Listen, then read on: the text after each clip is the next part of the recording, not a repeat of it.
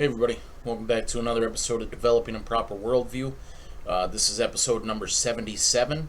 As always, if you just happen to be catching this randomly or you're new to the channel or something, these are done in a purposeful order, so please go back and watch them in that order. It's very important that you learn this information step by step. It's a whole lot to process. We're a few years into it, and we've got many, many, many more to come. So it's a long journey. I appreciate you guys taking it with me. It's been a joy. It's my pleasure to share all the things that I've learned over time, and hopefully you guys enjoyed as well. Hopefully it's beneficial to you as well. We're in, what is it, stage 5 or step 5, I think. We did the gospel. It's important that you have that right. This is a spiritual issue. You must have spiritual eyes to see it. You must be born again. You must have the foundation of the Bible to base your entire worldview on, because it is the absolute source of truth, the standard of truth. It's what we build everything else on. It's what we see things through. It's the lens we use to view the world. And so we have that salvation in Christ as our foundation. And then stage 2, we looked at the lie of evolution and how that's used kind of as a foundational basis for the devil to convince people to doubt the Bible, to doubt the scriptures, to doubt God. And it's really just a propaganda piece. It's not scientific. Creationism is the truth. And so we showed that in part 2. And then in part 3, we looked at the American Empire. Simply because it's my belief that America is the driving force behind the New World Order, or as the Bible calls it, the beast system.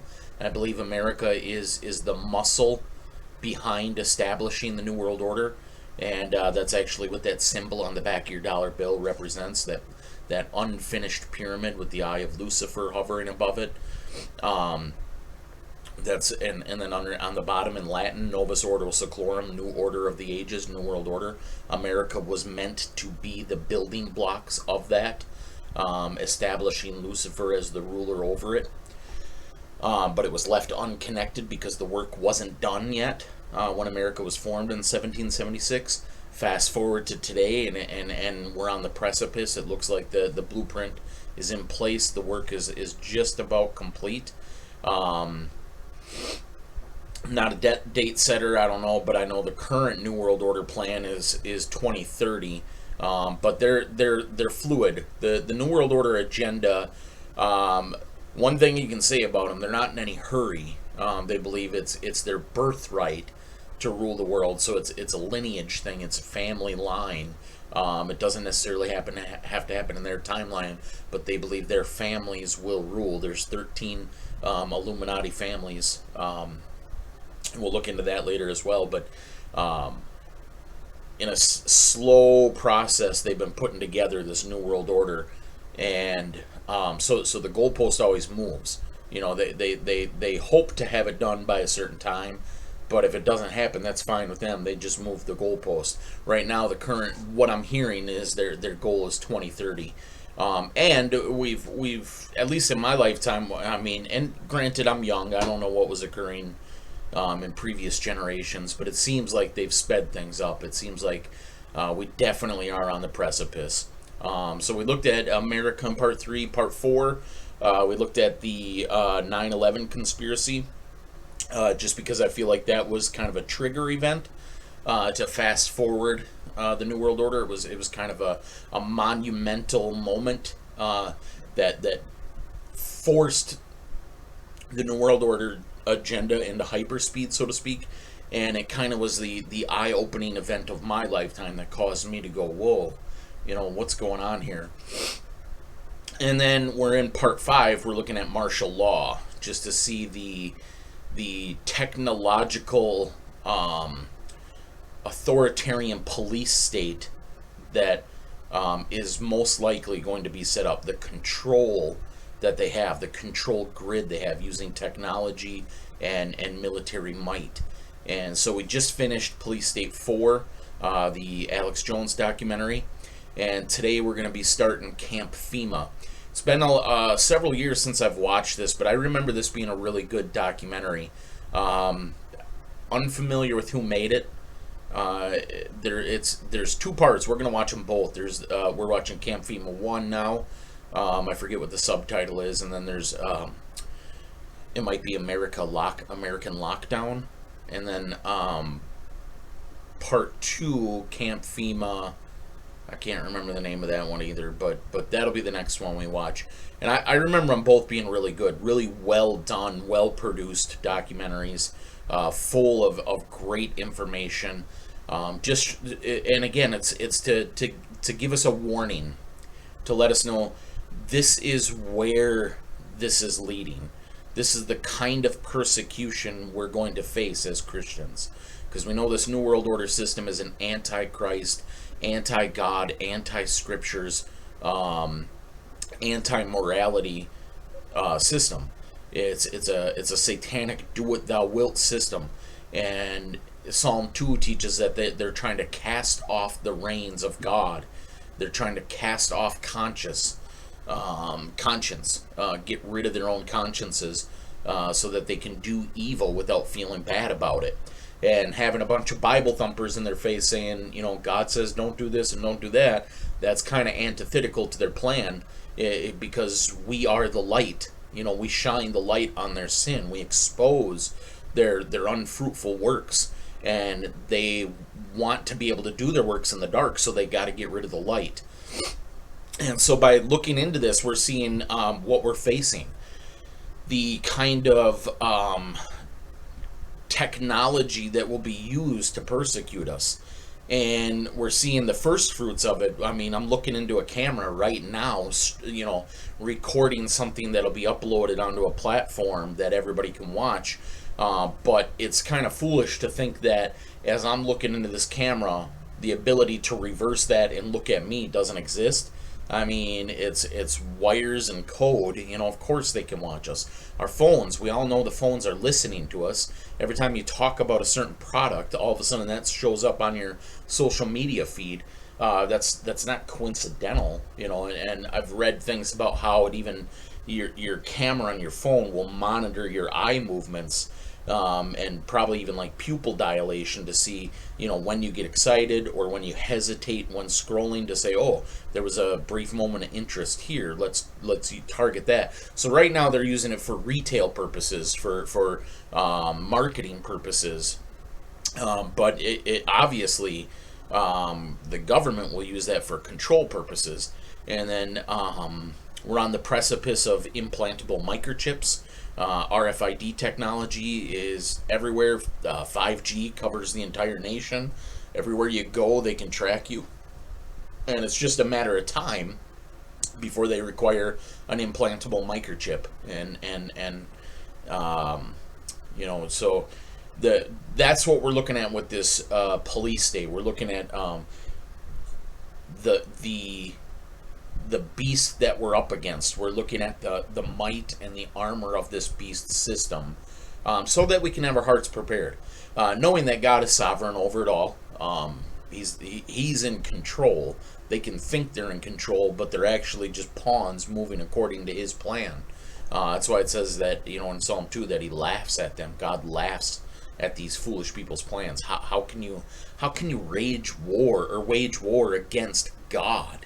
That's asinine. It's beyond insane to think that you, or these rulers and these kings and these demonic powers, to think that they can compete against the almighty creator of everything, who knows all things, who controls all things.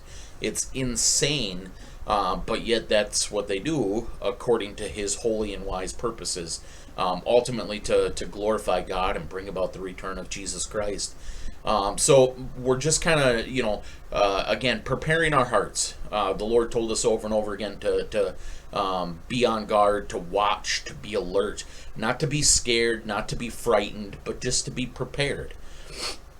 And so the Camp FEMA DVD here is one of the best at preparing us. So without further ado, let's jump into it and see what we got. Okay, here we go. We got this quote here, start in the DVD. History is a guide to navigation in perilous times. Interesting verbiage. The scriptures talk about how in the last days there will be perilous times. David McClure, American author. I don't know who that is. Some among them were potentially dangerous. Most were loyal. But no one knew what would happen among this concentrated population if Japanese forces should try to invade our shores. Military authorities therefore determined that all of them, citizens and aliens alike, would have to move. This picture tells how the mass migration was accomplished. Evacuation. Talking about during World War II, how American citizens, not Japanese citizens, American citizens who happened to be from Japanese descent, were persecuted during World War II because we were at war with Japan. They rounded up American citizens. Again, think about that. What if we went to war with Ireland or Norway, or the Congo? Are they going to arrest everybody of that lineage? But that's what they did during World War II. They rounded up American citizens who are supposed to be guaranteed inalienable, inherent right. The Constitution is not just for white people or for black people. It's for every American citizen. Everybody who's born in this country or comes here and earns citizenship, does the right, goes through the right process and becomes a citizen. You're guaranteed freedom. But they just went ahead and stripped away these people's freedom and put them in camps, internment camps. Like something right out, and then we're going to blame, we didn't kill them, but we took their freedom, and that's just one step away from killing them. I'm sure when Germany was doing it, they first just, as a matter of fact, that's what they did. They at first just locked them up. They took all the Jews and put them in ghettos, put them in camps. They didn't kill them at first. But that kind of thing's not supposed to happen in America, but it did. So they're showing there's a precedence for it, that like our authoritarian system will not hesitate to strip rights. We have an illusion of freedom until they decide they want to take it away. More than 100,000 men, women, and children, all of Japanese ancestry, removed from their homes in the Pacific Coast states to wartime communities established in out-of-the-way places. Their evacuation did not imply individual disloyalty, but was ordered to reduce a military hazard at a time when danger of invasion was great. 2/3 of the evacuees are American citizens by right of birth. The rest are their Japanese-born parents and grandparents. They are not under suspicion. They are not prisoners. They are not internees. They are merely dislocated people, the unwounded casualties of war. The relocation centers are supervised by the War Relocation Authority. First thing they do is start injecting them. If we live to see this in America, do everything you can to avoid these camps. I mean, we're not children of violence as members of the kingdom of God. We don't take up the sword to defend ourselves. We're passive resistors. But we can flee, we can hide, we can, do something, try to avoid being put into these camps. Which assumed responsibility for the people after they had been evacuated and cared for temporarily by the Army. A relocation center, housing from 7,000 to 18,000 people. The entire community bounded by a wire fence and guarded by military police. Symbols of the military nature of the evacuation. Each family, upon arrival at a relocation center, was assigned to a single-room compartment, about 20 by 25 feet. Barren, unattractive. A stove, a light bulb, cots, mattresses, and blankets. Those were the things provided by the government. In 1942, the United States government forcibly relocated over 112,000 Japanese nationals and Japanese Americans to remote housing facilities called war relocation camps for the purpose of detainment, re-education, and forced labor. Of those interned, So messed up. 62% were United States citizens. President Franklin Roosevelt authorized the internment with Executive Order 9066, allowing military... Think about how wicked and evil these people are. What makes you think you have the right to dictate to other human beings? Why would you think that you are better than they, that you have the authority to tell others what to do? It's so evil. It's so messed up. I mean, we just saw it in England with the coronation of their king. You know, that's an Illuminati bloodline right there. These wicked people, they think they're better by birthright. What kind of insanity is that? It's the height of pride, the height of arrogance. It's disgusting. military commanders to designate military areas as exclusion zones. This power was then used to declare the entire Pacific coast as an exclusion zone, forbidding people of Japanese descent to live within these areas, unless, of course, they were held in war relocation camps. In 1944, the Supreme Court upheld the constitutionality of these exclusion zones, and in 1945, after 2.5 long years of imprisonment, the interns were finally released. The United States government issued no formal apologies, but did present each former inmate with exactly $25 in cash and a train ticket home, if they were lucky enough to still have one. 43 years later, in 1988, President Ronald Reagan would sign a bill that formally apologized for the internment of Japanese Americans on behalf of the United States government, and finally granted reparations to survivors. But then Reagan, he ain't no hero. During probably right around that same time, he went and signed Rex 84, or implemented Rex 84, which established all these FEMA prison camps all around the country. Language of the bill stated that government actions of the 1940s internments were based upon 3 criteria: racial prejudice, wartime hysteria, and a failure of political leadership. So what is most important in this bill has less to do with property than with honor. For here we admit a wrong. Here we reaffirm our commitment as a nation to equal justice under the law. In 2001, following the attacks of September the 11th, our government again went into open roundup mode, detaining and imprisoning thousands of United States citizens, again seemingly based upon the same 3 criteria used to intern Japanese Americans: race prejudice, war hysteria, and a failure of political leadership. Let there be no argument. The United States government has put its own citizens in detention centers.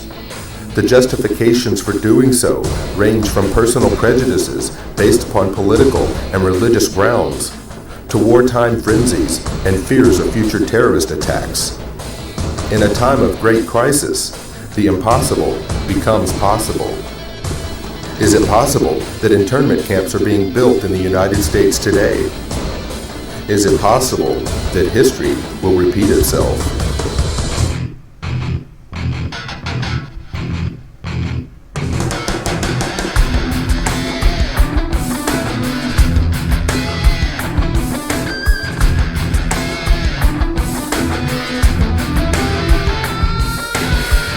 And it is stunning, particularly to hear President Obama claim the power to keep people in prison indefinitely with no charges against them, no conviction, no sentence, just imprisonment. It's insane. Well, we used internment camps here in the United States during World War II, and we interned Japanese Americans. Or Americans, I should say, to be more correct, Americans of Japanese descent. And these people were cordoned off for the duration of the war. Background checks could have been done. They could have been released or cleared out of those facilities. But it was thought best, because there was so much animosity toward the Japanese for the attack on Pearl Harbor and subsequent deaths of U.S. soldiers, that these people just be kept out of sight in one of their detention facilities. On April 1st, 1979, by Presidential Executive Order 12127, the Federal Emergency Management Agency was created for the purpose of coordinating the response to disaster. So, some things that we'll get into occult symbolism down the road. For some reason, the occult like to advertise. They think there's power in these things. They believe in numerology and astrology and as above, so below type nonsense. But the eagle, you've never seen an eagle with the wings like that looking to the side and legs spread. It's actually the phoenix that they disguised as an eagle so they could get away with it. But the phoenix is an Illuminati symbol because it's order out of chaos. It rises out of the ashes. And so New World Order philosophy is we have to destroy the current order, and then we'll build a new order out of that, like in front of the UN, I think it is, or one of those big UN or NATO. I think it's UN. They have a big, huge sculpture out front of a world cracking out from the globe, like a new Earth, a new world coming forth out of the old world. And so the phoenix is one of their symbols that they use.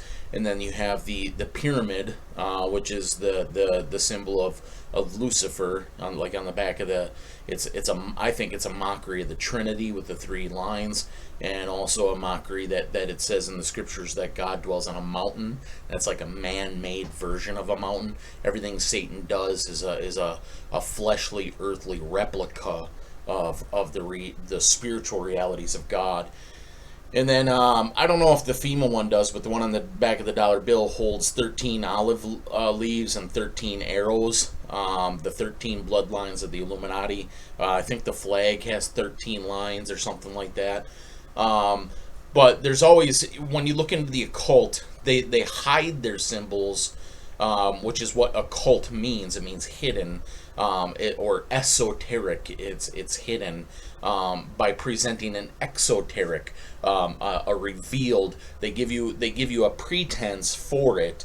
Like for instance, Target is a New World Order company. It's part of the New World Order financial system, and so Target uses the symbol, the circle with the thing in the middle, and they call it Target. So you think, oh, it's a target, but it's actually a symbol of the sun god Ra. So it's hidden, or Dodge Ram. It's got the 5-pointed star, the downward pentagram with the goat of Mendes in the middle. It's the goat of Mendes. It's the goat, the star of Satan. But they call it Dodge Ram, and they say, see, it's just a ram, but and like here, oh, it's just an eagle, and the 13 is just the 13 colonies, and I don't know what excuse they come up with, a pyramid. What in the world does America have to do with Egyptian pyramids?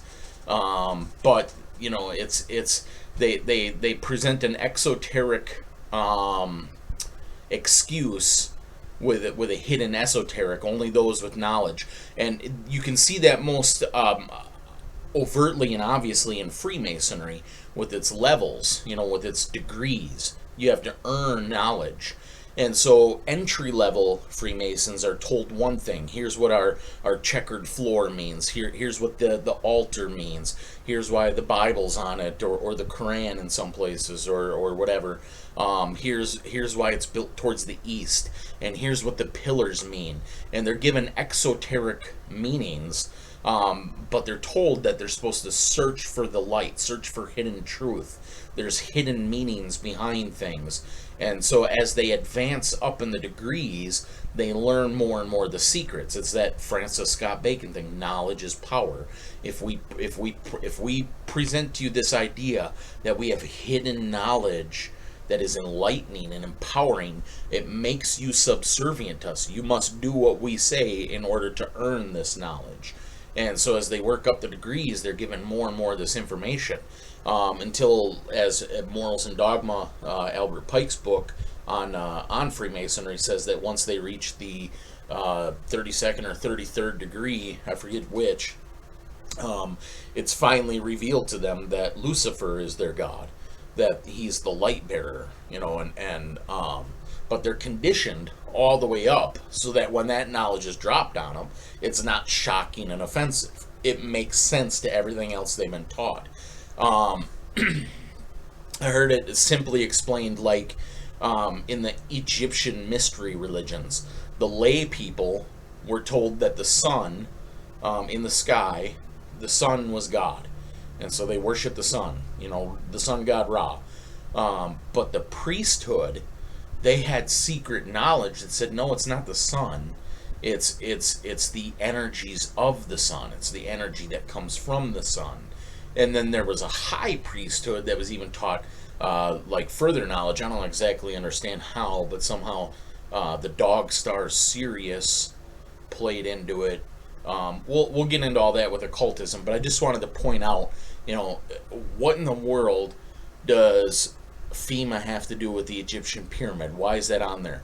And once you learn occult symbolism, you start to realize how controlled by this New World Order system the world is. They have firm control over almost all, like their power comes through control, through monopolization, consolidation of every branch of industry.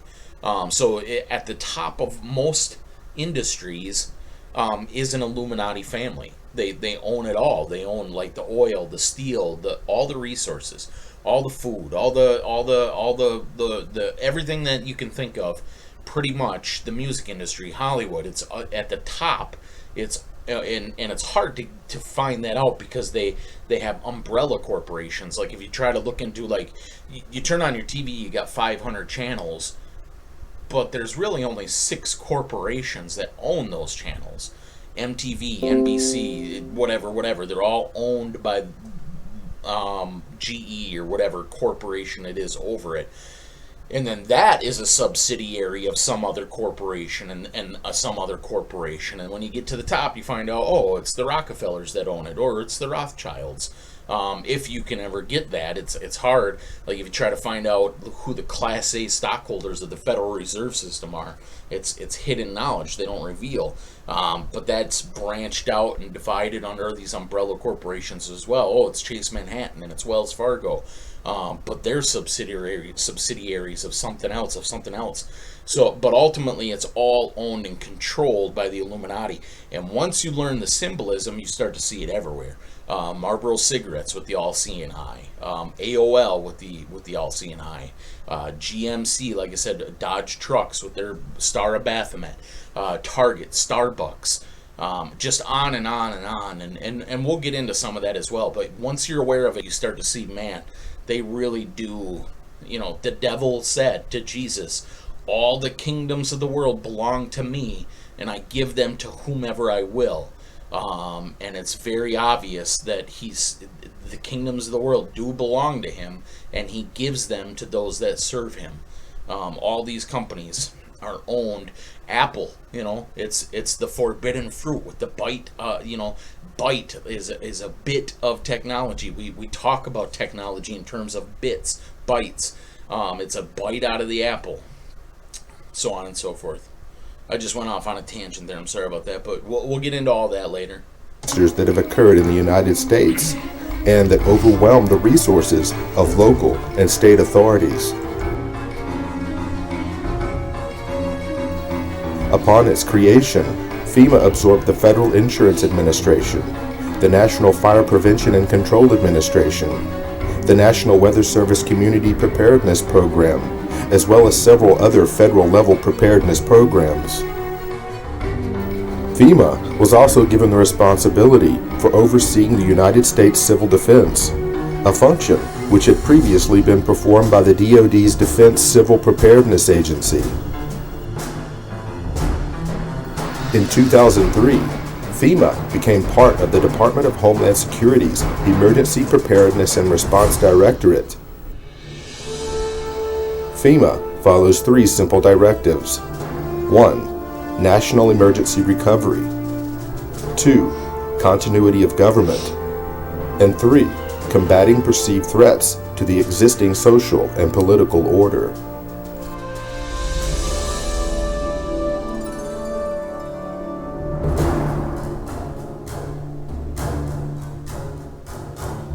FEMA's implicit objective to provide aid to victims of disasters, changed under the leadership of President George W. Bush. Although some may argue, prior to the Bush administration, FEMA's reaction time for responding to and the handling of national emergencies was beginning to improve. But in 2003, President Bush would shift the focus of responding to emergencies in America by placing FEMA under the umbrella of the Department of Homeland Security, whose stated objective was and still is to protect our nation from dangerous people. Did the Bush administration's war on terror mentality take priority over the government's emergency response to provide aid to victims during a national disaster? We're fighting evil. And I remember my first words to him were, So I want to point out, some people will be like, well, what's wrong with protecting us against dangerous people? Or what's wrong with fighting terrorists? The problem is we've given up freedoms to allow that, and then those terms are fluid. They define what a terrorist is. They define what a dangerous person is. And because this is an antichrist system we're coming into, eventually Christians will be defined as dangerous people. Christians will be defined as terrorists. They've already tried that. Janet Reno, after Waco, Texas, or after the, I think it was after Waco, not the Oklahoma City. She came out and said anybody who attends frequent Bible studies, anybody who is pro-Second Amendment, anybody who speaks out against UN or mentions New World Order, anybody who homeschools, I think, or that's a modern one maybe, but anybody who, all these things that are Christian, she said these are what to look for in domestic terrorists. And it's just a matter of time when we give them the power to take freedom from people. Eventually, they will use that to persecute Christians. Mr. President, my estimate is that 90% of the population of New Orleans has now been displaced. 90%? Yes, sir, I believe it is that bad. That's how bad it is. I really thought that would get just the whole mechanism of the federal government to come charging in, is once again this mentality that it's a natural disaster. It's a hurricane. It's not Al-Qaeda. The most important job of government is to protect the homeland. In the midst of a searing heat wave, Jefferson County residents lined up in their cars for food and water, wondering what took so long. Slow. Everything is slow. The man who runs the county, Judge Carl Griffith, agrees, and in a meeting with President Bush this morning said FEMA's delivery of relief supplies was unacceptably slow. To save American lives, we must be able to act fast. To a real distrust of the federal government, especially with the levy system, because now the Army Corps has pushed that date back now to 2011. It was supposed to be up by 2010. As requests for emergency assistance poured in after Hurricane Katrina, one applicant listed this as his address, the Greenwood Cemetery in New Orleans. FEMA promptly issued a check for $2,358 for rental assistance. That's just one of thousands of examples of alleged fraud and abuse described in a new report by the investigative arm of Congress. Cost to taxpayers about $1 billion. The examples are so egregious that what they tell us is that FEMA didn't perform even basic checks to safeguard taxpayers' money. Well, today the outrage spread to Congress where House members accuse FEMA of a cover-up. 2 years after Katrina, 76,000 FEMA trailers are still being used to house families who lost their homes. Many of the trailers have high levels of formaldehyde, which can result in dangerous respiratory problems. 3 of my children began having severe nosebleeds several times a week. It got so bad that this past Tuesday I actually had to go to the emergency room. Several deaths may well be linked to toxic levels of formaldehyde gas. It is a sick organization, and it has totally lost the confidence of the people of America. Overnight, FEMA decided to stop issuing debit cards at Houston shelters, but almost no one there hoping for a card had any idea. Pile everybody up in the van and come up there, and we can't even get what they said we was going to get. Even Houston's relief coordinators told FEMA a heads up would have been helpful. We just were make sure everyone understood that every time they change their mind in Washington, D.C., it affects people here that are trying to deal with tens of thousands of people. We're talking about damage from Hurricane Rita last year, 2 devastated schools, and kids and parents waiting for help. A few months ago, the folks at FEMA told the schools, one in Iberia Parish and one in Vermilion Parish in Louisiana, that they would get millions to relocate to higher ground. FEMA even helped them draw up the plans. And then FEMA took it back. Endless delays, he says, caused by FEMA, which just last week delayed money for rebuilding yet again. They're more worried about their own positions in FEMA, their own salaries, than the recovery process down here. There is a new hitch to report about those infamous FEMA trailers. After spending nearly $3 billion taxpayer dollars to buy them, it turned out many went unused, and now FEMA is unloading them at bargain basement prices while other people need them. After a lengthy investigation, the congressional architects of the Department of Homeland Security concluded today that FEMA, the agency that is supposed to respond to hurricanes and national disasters, should be taken out of the mammoth Homeland Security bureaucracy, disbanded, then put back together in a better way and placed under direct control of the president during emergencies. A Senate report on the government's response to Hurricane Katrina says FEMA is so far beyond repair that the agency should be scrapped. It said that agency failed, in its view, to anticipate and then respond to Katrina. FEMA is discredited, demoralized, and the ineptitude. It's like when the mafia pretends to be in the construction business, and then all of a sudden they're forced to do actual construction. They don't know what they're doing, because that's not what FEMA is. Just an authoritarian system that's not set up to handle. Like, they don't care about national emergencies. It's about power and control and enslavement. So now something actually comes up where they got to do stuff, and it's just crazy ineptitude. Functional. FEMA is discredited, demoralized, and dysfunctional.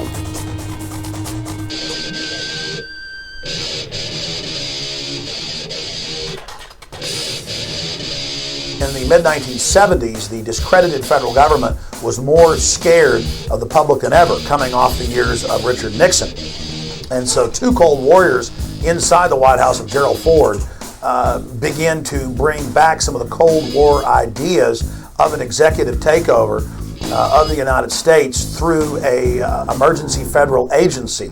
And those individuals were Donald Rumsfeld and Dick Cheney. And so really what we see being set up by Jimmy Carter in 1979 is just a continuation of federal policy to expand a federal takeover plan for continuity of government. And so that's what the Federal Emergency Management Agency was really set up for.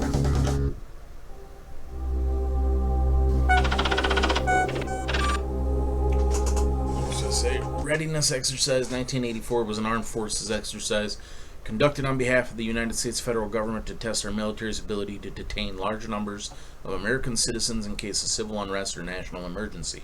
The military exercise anticipated civil disturbances, major demonstrations, and strikes that would affect the continuity of government.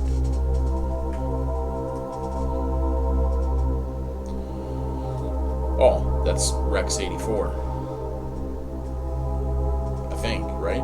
Readiness Exercise 1984. Colonel North, in your work at the NSC, were you not assigned at one time to work on plans for the continuity of government in the event of a major disaster? Mr. Chairman. I believe the question touches upon a highly sensitive and classified area, so may I request that you not touch upon that, sir. One of the programs that got exposed during Iran-Contra was Rex 84. And Congressman Jack Brooks, in those hearings, brought up the fact that in reality, FEMA was a cover for a huge continuity of government program in case the American people ever rebelled. And that was the architecture or the blueprint for the illegitimate shadow government to fully take over the functions of the entire federal government, suspend the Constitution, suspend the Bill of Rights, and arrest whoever they wanted to. And FEMA was going to control the camps that the people were going to be put into. I just want to point out that's part of the reason why the media is constantly hyping division and chaos. They're trying to stir that pot so that we will rebel, so that they can then initiate this. Like they're trying to foment rebellion and struggle and class warfare and racial divisions and all that to get us to fight, to get us to rebel, to get us to revolt, and then they'll bring in their continuity of government, their Rex 84 program, or whatever it's called nowadays. FEMA would be the main governmental institution with different directors over every agency. And now when you watch FEMA on television, it's always a colonel or a general or an admiral in uniform who's over the different departments. The martial law portions of Rex 84 were outlined in a 1982 memo written by FEMA Deputy John Brinkerhoff. Martial law was to be declared in the event of a national crisis, yet the plan did not define the term national crisis. The plan allowed FEMA to take control of both federal and state governments, appointing military commanders to replace duly elected officials. The plan also called for the rounding up of at least 21 million American Negroes for delivery to numerous military bases converted into prison centers, also known as FEMA relocation camps. Why? Because at that time, African Americans were classified as one of the largest threats to the continuity of the federal government. Who does the federal government consider the biggest threat these days? The convergence of globalization and technology has created a new brand of terrorism. There were persons who, for whatever reason, came to view their home country as the enemy. The kind of right-wing, religious-based domestic terrorism. Disturbing news tonight about homegrown terror. Part of this is big change in the White House, a new cultural experience, and some of the crazies are coming out of their closet. Right now, it looks like there is no connection between the men arrested and any known terrorist cell. Homegrown. Homegrown, I should say. Folks, we've got a very serious situation here. I'm holding what is called the right-wing extremism, current economic and political climate, fueling resurgence and radicalization and recruitment. And in it, we talked about the fact that they define pro-lifers as domestic terrorists. They put this... Listen, see, I told that's who the enemy is. Us. Conservative Christian people who believe in morality, who believe in ethics, who believe in the Bible. Those who believe who love freedom, who love, the Constitution and the freedom it affords. Those who are aware of the New World Order and who speak out against the United Nations and NATO and the Bilderberg and the Trilaterals and the Council on Foreign Relations. Those who don't buy into this right-left paradigm. In a Department of Homeland Security document, this official assessment, now saying pro-lifers, people that believe in end-time prophecies, people that are opposed to the administration's position on immigration, those of us that are standing up for the sanctity of life and for the sanctity of marriage, all of those are now potential, and this is what they're saying, domestic terrorists. It's a terrorist next door that could be our bigger threat. They call people who believe in the sanctity of life, who believe in owning firearms, who believe in serving their country in the military and coming back, who are very concerned about the policies that this nation is embarking on, spending too much money, taxing too much. It's all listed right here. These are the domestic right-wing extremists. 1 million names under the watchful eye of the United States. America's so-called terrorist watch list has hit the record number according to one of the country's most prominent civil liberties groups. That's a lot of people to keep track of. They're adding new people all the time. It's a secret list that you don't know really quite how one gets on and you don't know how you get off. That list, I wish I could find the video. I haven't been able to, but I heard a testimony of a guy who said that he was the highest ranking civilian in the Pentagon, and he had discovered that the lists they called it the green and red list. They had all these suspected domestic terrorists, us, divided into green and red categories. The green ones were ones that they thought, well, they're not going to fight.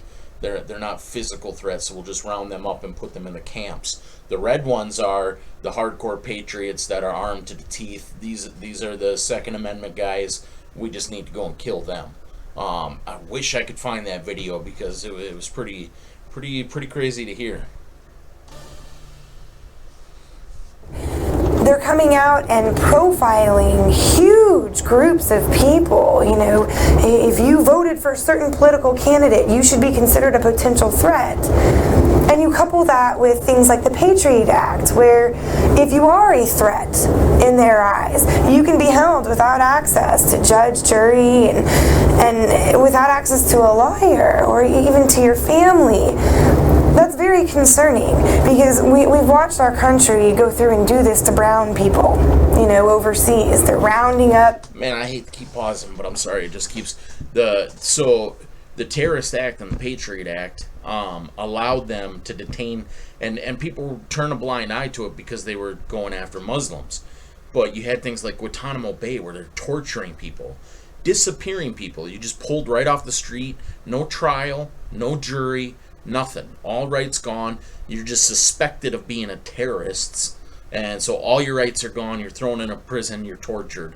So imagine, fast forward now, when they start applying this to Christianity. You don't have rights. You know, they'll come into your home, take you. Nobody will ever know where you even went. You're just gone into one of these camps. Enemy combatants, and they're putting them in camps, and they are torturing them. That is a fact. We know that. In May 2007, President Bush signed the National Security Presidential Directive 51. The unclassified portion of NSPD 51 states that in the event of catastrophic emergency, a cooperative effort among the executive, legislative, and judicial branches of the federal government, coordinated by the President, will replace normal governmental procedure. Most Americans would agree that it would be prudent to have a plan to provide for the continuity of government. They have such a plan. They introduced a little sketchy public version that's clearly inadequate and doesn't really tell us what they have in mind. But they said, don't worry, there's a detailed classified version. But now they've denied the entire Homeland Security Committee of the United States House of Representatives access to their so-called detailed plan to provide for continuity of government. They say, trust us. Trust us. George W. Bush or Barack H. Obama, the corruption, the tyranny just expands like PDD 51, where the president says, Congress, you have no authority over any way the government runs ever again during an emergency. The presidency runs everything. You are literally titular. You are a figurehead. You are ceremonial. And congressmen then on the Homeland Security Committee, as high a level clearance as the president, said, we want to see the entire PDD 51. And the White House says, no, you don't get to see it because PDD 51 removes you from that process. This is high treason against the people. It is high treason to have the executive telling the Congress, you can't see Presidential Decision Directive 51. You can't see its accompanying executive order. You don't have any authority over anything anymore. FEMA is dysfunctional. This is high treason against the people.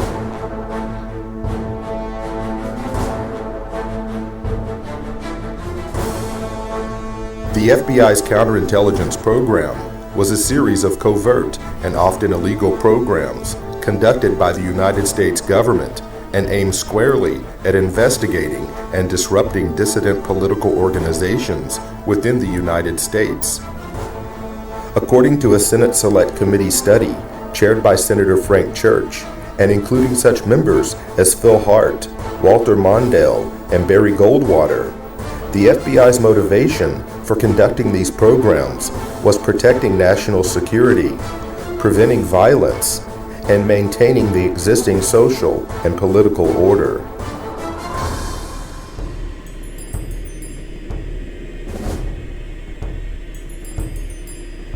Targets included the Black Panther Party, the Ku Klux Klan, communist and socialist organizations, as well as nonviolent civil rights organizations, anti-war groups, and a broad range of organizations lumped together under the title New Left, which included groups labeled for intensified attention, such as the Southern Christian Leadership Conference, the Student Nonviolent Coordinating Committee, and Congress of Racial Equality. Over the course of 4 presidential administrations, FBI Director J. Edgar Hoover ordered FBI agents to expose, disrupt, misdirect, discredit, or otherwise neutralize the activities of these movements and their leaders. Speakers, teachers, and writers, even individual student demonstrators with no group affiliation, were all fair game. Individual case studies revealed that the FBI was successful in preventing the distribution of books, newspapers, and periodicals. They prevented groups from forming and disrupted peaceful demonstrations and large anti-war marches, as well as denied groups and organizations facilities to hold meetings and conferences. According to attorney Brian Glick in his book War at Home, the FBI used four main methods for their counterintelligence program. Number one, infiltration, getting agents on the inside in order to undermine trust and scare off potential supporters. Number two, psychological warfare, planting false media stories, forging correspondence, making anonymous phone calls, spreading misinformation about meetings and events, setting up pseudo-movement groups run by government agents, and manipulating and threatening parents, employers, landlords, school officials, and others to cause trouble for activists. Number three, harassment through the legal system.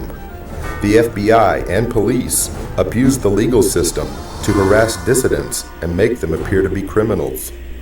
Officers of the law gave perjured testimony and presented fabricated evidence as a pretext for false arrest and wrongful imprisonment. They also discriminatorily enforced tax laws and other government regulations. So these are the types of tactics that'll be used against us in the future as well. We'll certainly be called criminals.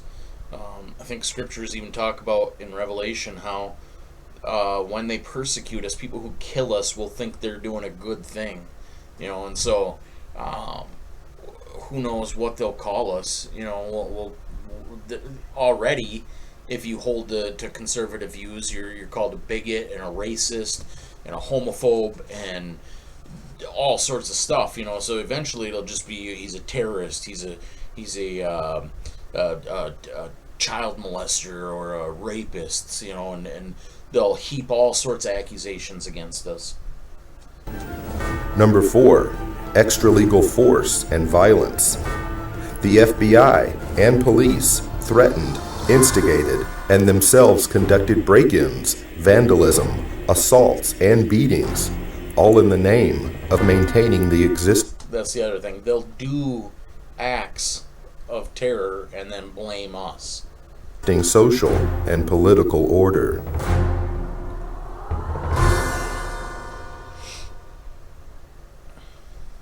Increased security for 4 New Jersey Supreme Court justices after their home addresses were revealed in a webcast by a self-proclaimed white supremacist. Hal Turner admitted he was trained by the FBI to incite. Welcome to the Hal Turner Show. Doesn't a noose symbolize hate, bigotry, division? Justice. The FBI claims their counterintelligence operations were halted in the 71. Yeah, okay. These operations were never stopped. FBI trained agent provocateurs are still at work. Who are you? Where are you calling from? Hola, this is Pedro. Spick, don't call my radio show anymore, you filthy spick animal. What an idiot. Who would listen to that nonsense? In October 99, the FBI released a report titled Project Megiddo. The report was intended to alert U.S. law enforcement to new threats of domestic terrorism. The new FBI watch list now included citizens who support gun ownership, private property rights, homeschooling, and the U.S. Constitution. The list also included individuals who believed that U.S. elections are rigged, the world order exists, and that American military bases will be used as concentration camps. Essentially, if you're watching this video, we're the enemy. People were being profiled and stopped if they had certain kind of bumper stickers on their car, like a Ron Paul bumper sticker or a Chuck Baldwin supporter. And as you read the Make report, bits and pieces that were lifted right out of the Project Megiddo report back in 1999 by the FBI, describing what terrorists were, how law enforcement could identify potential terrorists. And I can remember back in the 90s, the FBI was doing an education program with local law enforcement, and what they had was a trifold pamphlet. Again, this was not meant for public consumption, only to be passed around amongst the rank and file in the police. It ran through the list of what a potential terrorist might be or what they might prescribe to. And the list is kind of interesting. If you were a supporter of the Constitution, if you were an ardent supporter of the Second Amendment, or even if you were a person of deep religious conviction, you might be a member of a certain cult. And going back to Project Megiddo, it's all basically the same thing. That if you have any strong beliefs in anything, that you could be a possible threat. You could be a terrorist threat against government structure. In Missouri, a new document meant to help Missouri law enforcement agencies identify militia members or domestic terrorists has drawn criticism. The February 20 report, called the Modern Militia Movement, mentions such red flags as political bumper stickers for third-party candidates, such as Ron Paul, who ran for president, talk of conspiracy theories, such as the plan for a superhighway linking Canada to Mexico, and possession of subversive literature. So the state police in Missouri have been told that if you see a car with a bumper sticker that opposes the so-called creation of North American Union, the superhighway, that you are probably following a militia member, that you are following an anti-government radical. If you see a car with a bumper sticker that says Ron Paul for president, you might be dealing with a violent radical. Exercise extreme caution.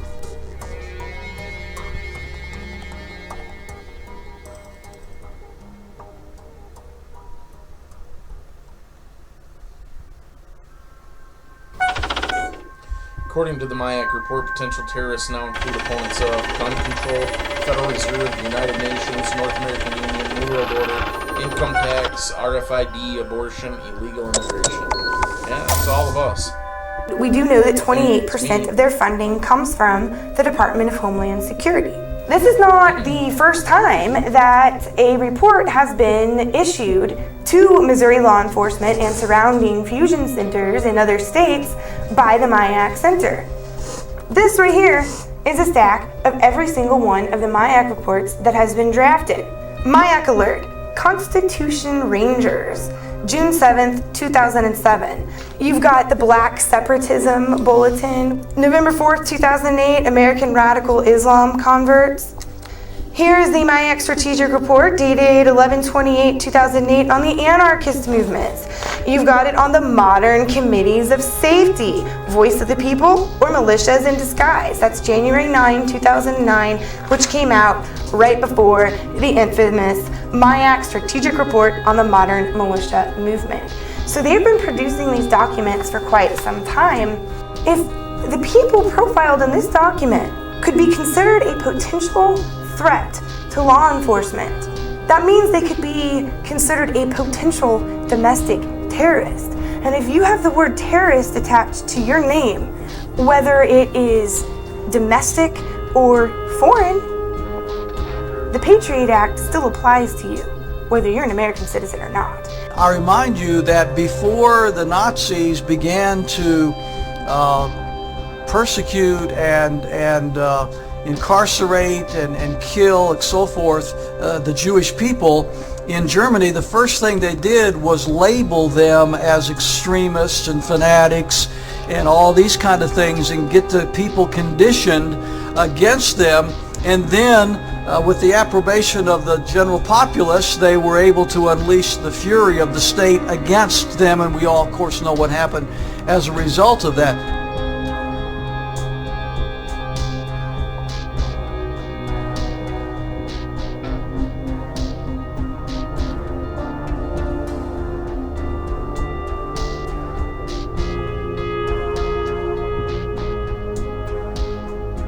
Is that the face of a terrorist that they had to know where that cash came from? Again, it's turning more into fascism.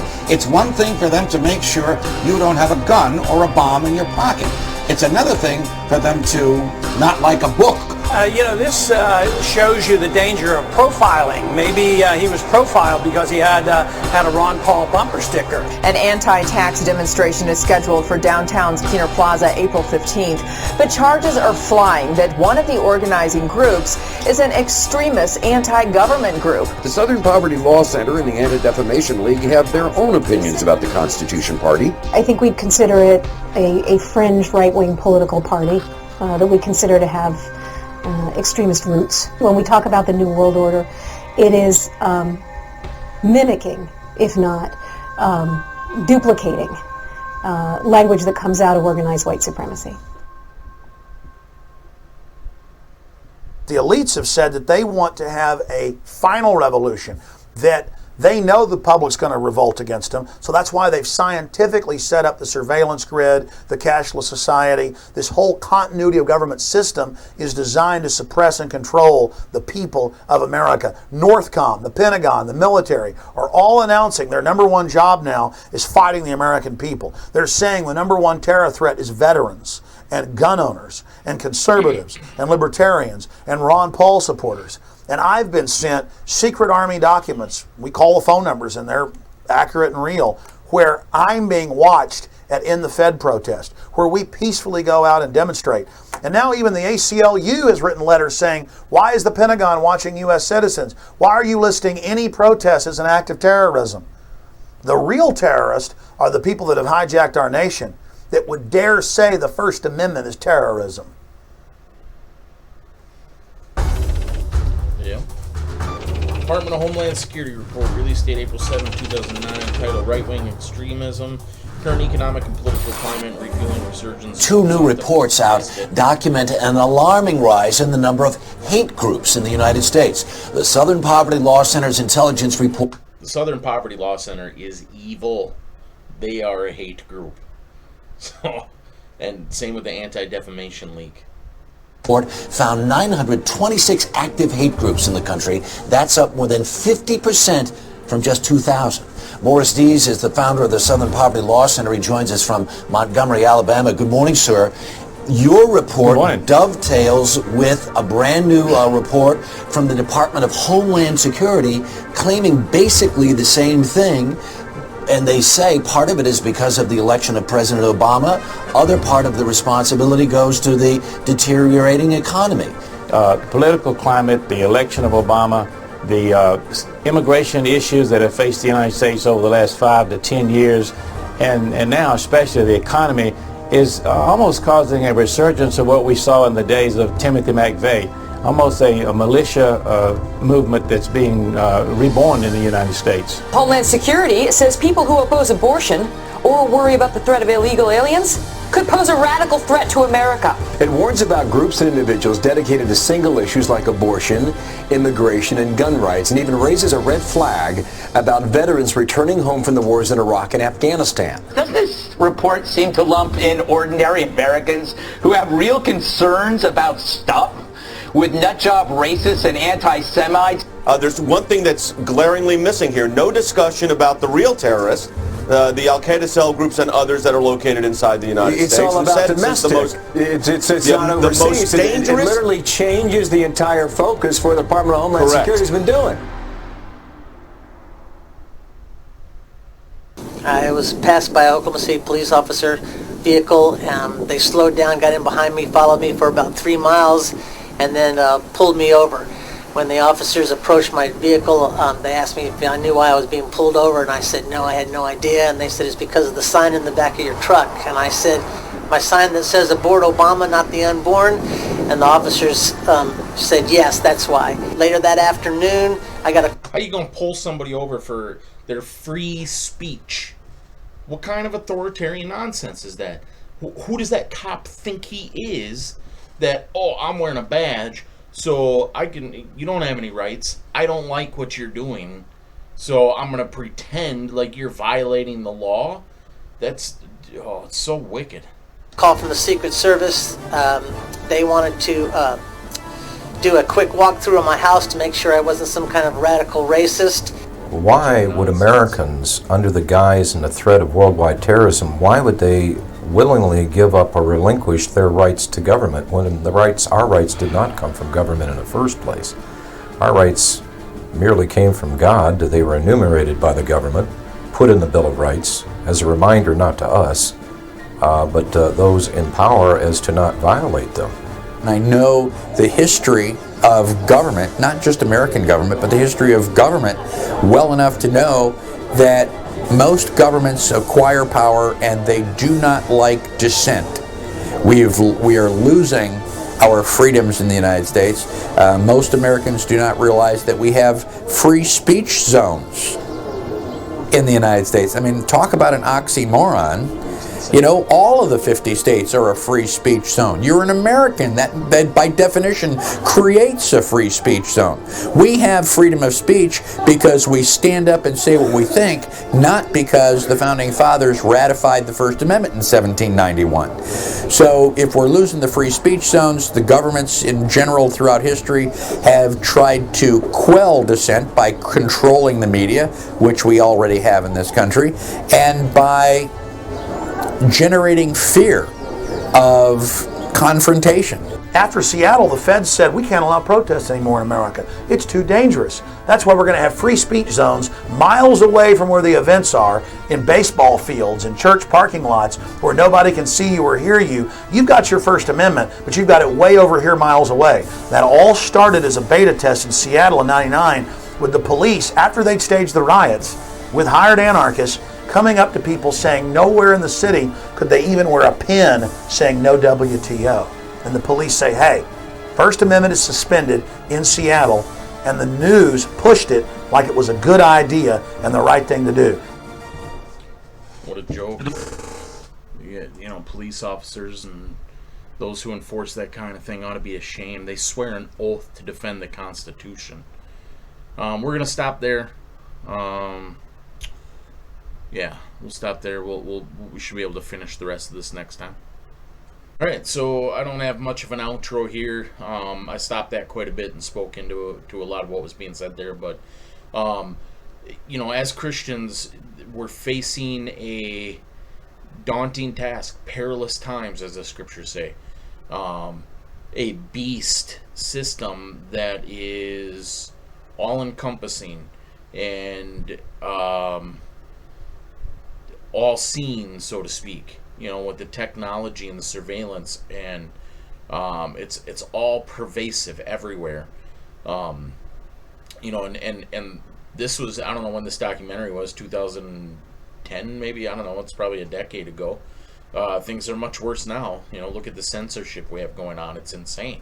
Whoever thought that censorship could happen in America?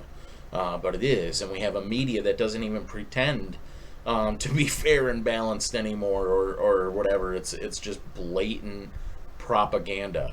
It's just all nonsense. We're living in a crazy time. So we need to have our hearts prepared. We don't fear. You know, do not fear them that can kill the body, and afterwards they can't do anything else. Fear him who, after he is killed, can throw into hell. That's who we fear. We fear the God of the universe. The one who is in control of all things. He is sovereign. They can do nothing to us that God has not authorized. And if he's authorized it, it's for ultimate good and for his glory. And so, you know, like the martyrs, we can go to the cross singing hymns. Like Stephen being stoned to death, smiling and looking up and seeing Jesus, knowing that to live is Christ, to die is gain. So we don't fear death. We just have our hearts prepared, and we're aware. We're not ignorant.